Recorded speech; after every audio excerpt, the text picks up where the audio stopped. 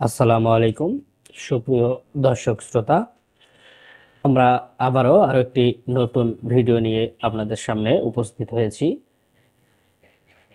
আমাদের আজকের ভিডিওর বিষয় জমির খাজনা না দিলে কি হয়।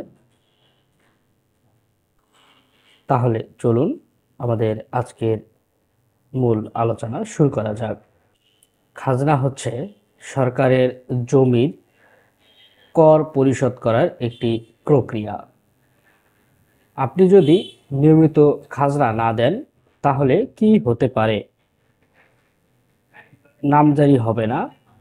ভবিষ্যতে আপনার নামে জমি খারিজ বা নামজারি করতে গেলে বাধা আসবে।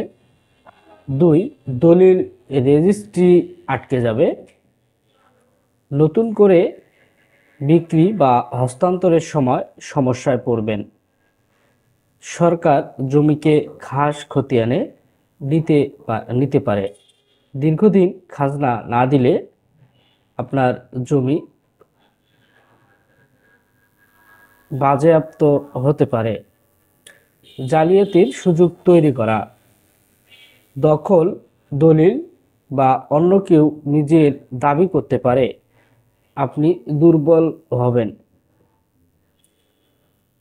খাজনা কিভাবে দিবেন, খাজনা দেওয়ার প্রক্রিয়া এবং খাজনা দিতে গেলে করণীয়, খাজনা দিতে গেলে খতিয়ান কিভাবে যুক্ত করবেন, আমাদের চ্যানেলে ভিডিওগুলো আপলোড করা আছে।